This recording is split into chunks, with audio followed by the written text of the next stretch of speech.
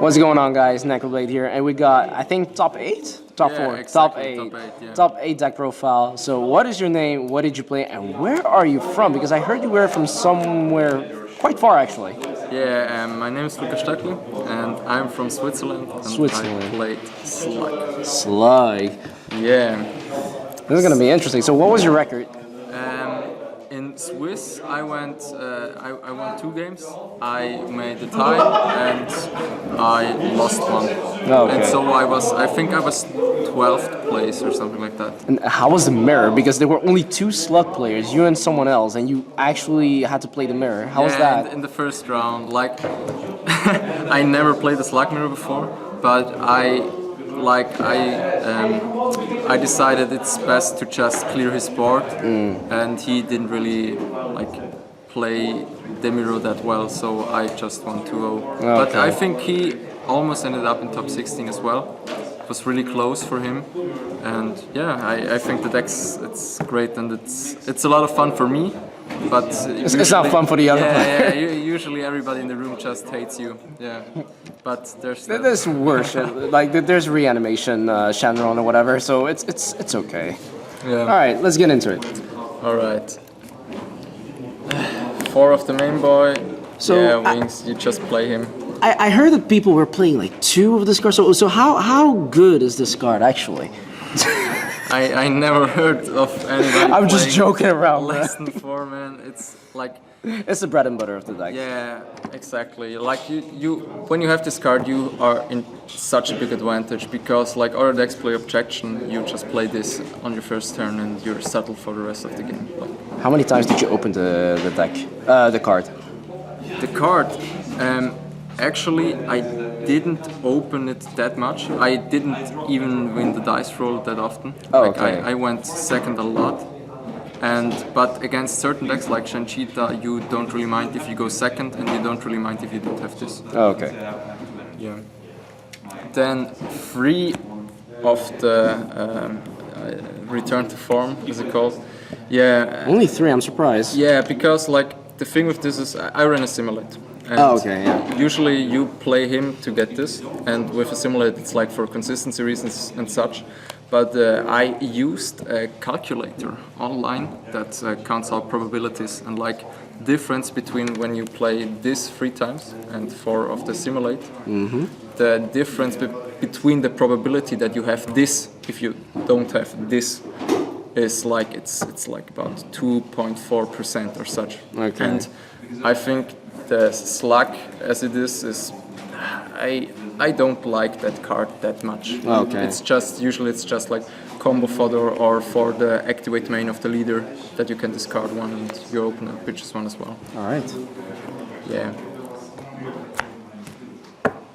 2 free blockers. Yeah, this card actually never came up. Like the whole day it was sitting there. It was never really relevant, and I'm really not certain if I cut this completely because for me, like most people say, well, yeah, but what about the 6-drop Lord Slug that you have enough like bonds? You need bond 3 for the 6-drop. But I don't know. And for me, it never cut it out really. Okay. Then 4 of the best card in the whole deck. This card is so annoying. Yeah, it's just like it's so great because like it's a crit and your opponent discards a card. Like it's everything this deck wants to do. And the cool thing about it is like the crit is bond 2, and a lot of people try to side Tau against this deck and think, oh, I side Tau, I will win this. But you can actually turn it off. Yeah, because like one time against that one guy, ancient cheetah player, he paid a world piece to bring out the Tau. Mm-hmm. And I had these 2 cards on board, and I was like, oh, okay, like I attack with my leader, combo this away, attack with him, he's just a 50k crit, and then you can go from there. Like you can play around it pretty well. If this you know man how to. with the 500 IQ play. Yeah, probably. Like then 4 of the Agent of Destruction. Mm-hmm. Yeah, he's really good. Like the auto that you can drop on is just like it's the cherry on top of it. Like the activate main that you can pay 1 to bring this out for 1 energy is just, that's really great in this deck. Then the 4-drop boy, like you revive stuff, it's good, you can play out of your drop. And with this, you can go into this. And this card, I really like it. And actually, most people always say like they never go into it that often. But everybody's talking about that 3rd turn play, where you go like this into that and then this. But in my opinion, against most decks, like most decks probably go off around turn 4. I think it's a turn 4 format. Yeah, probably. And so like, alright, this play is pretty good. You take 2 hand cards, but you are completely tapped out. You don't have any energy left or open. And if they get rid of this, you're there like, okay, I don't have a follow-up play. So I normally or usually I just wait till turn 4, and then I bring this guy out for 3 energy with Things on Field. I get something out of my drop, can resend an energy, and I have 2 energies left to go directly into him. And this usually works out better for me personally with preemptive strike, and yeah. I mean, yeah, since this is an actual counterplay format, it would Yeah, be kind of exactly. dangerous to tap out. Exactly. One new from Power Gohan, DC used to be actually free. However, I was kind of biased because I tested against my good friend a lot, and he played the U6. And other people played like Pan with Familiar Bonds and so on. So I thought, wow, this card is really good, but actually this card is way better because of the crit. Like, I won 2 games against Chanchita where I saw this on the first turn, and like the crit pressure during the beginning of the game it's just too big, because you attack for crit 15k, you attack with a 10k crit with your leader, and then you can, on turn 2 you can awaken, or your turn 3. Oh no, it's turn 2 for you, but yeah, and you can just awaken and get another hand card and draw cards. Yeah, this is really good. I will put this in my sideboard, and this will be free. Back to 3? Yeah. I mean, denying your opponent's resources is quite hard. Yeah, exactly. This card, most people you see nowadays play 4 of these in the main, with the reasoning like, I need to side it anyways. But I was thinking like, honestly, if somebody plays Tao main for the one Slug guy in the room that you have, I don't know. I was just thinking I play rather different things in my main that help me against decks that are around, instead of probably somebody is playing Tao. So I decided to play 2 of them in the main and 2 in the sideboard. Okay. And then you play 8 super combos. I do get that it's searchable, right? But why not consider the Paragus? Simple. It's searchable, and this card is good for another reason. Like, it's good for the return to form, like you can search him for consistency issues, and you can just fill your drop for your overrun cards, which I will get into later. And I think overrun in this deck is really, really good, especially a certain overrun card. Okay. And another thing is, this guy starts at 5, and during the beginning of each game, you usually attack with this, and like you want to attack with crits in this deck, with critical attackers, and that you can push them on turn 5 is really, really good.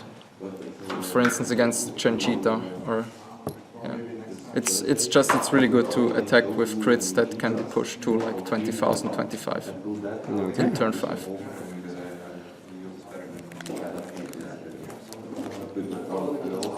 Then another critical attacker. In this deck, I usually don't attack the leader with my 20Ks, like with the 4-drop or the Agent of Destruction. I never actually attack the leader, because I always try to get them just down to 0 hand cards. And from there, I can easily take like 4 or 5 lives in one single turn, and always take the card they just got from the attack on their life, on their leader.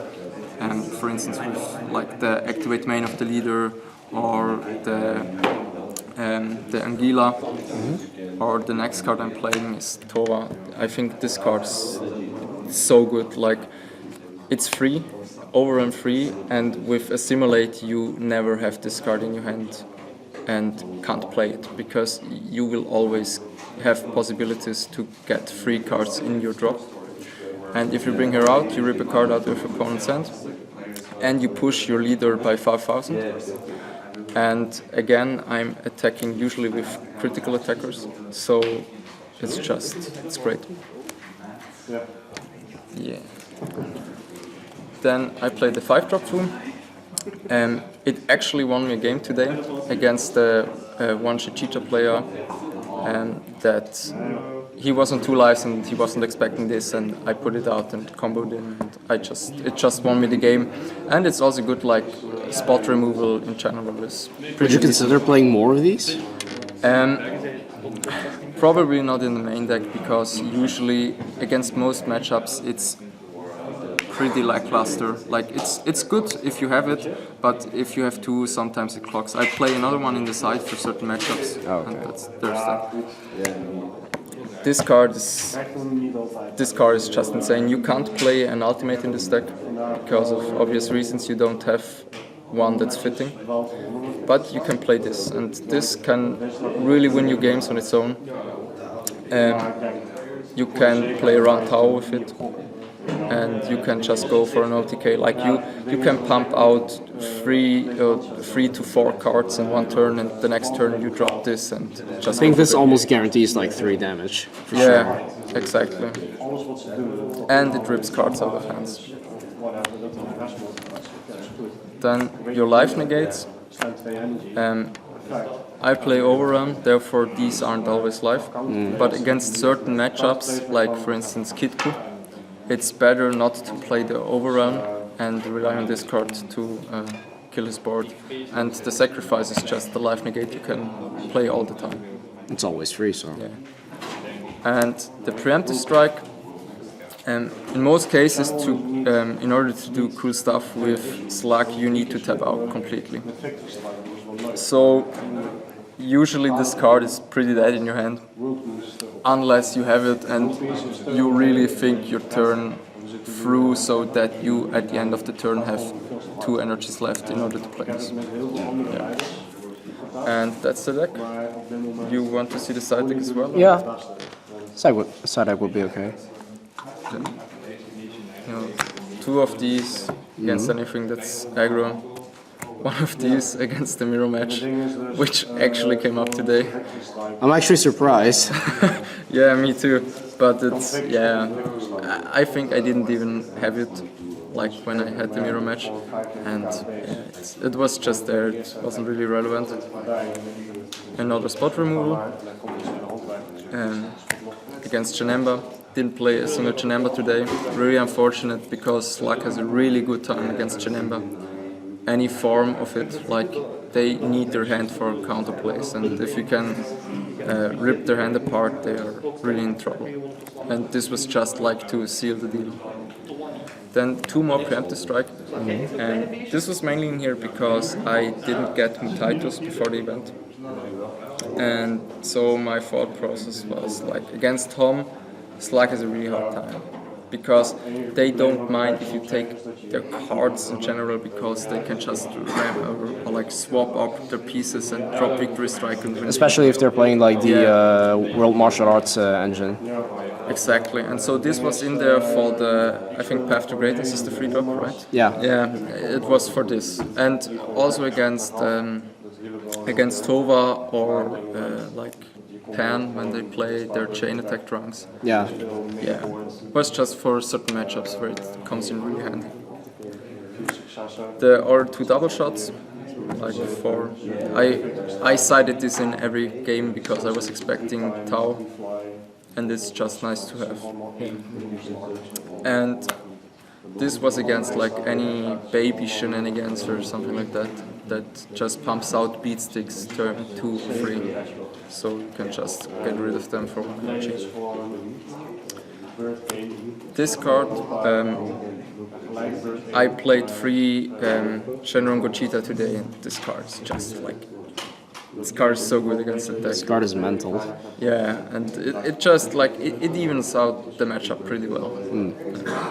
And the last card was this for like Kid Coup or against anything that just plays a lot of small drops like 1 or 2 drops. Yeah. All right. Any shoutouts?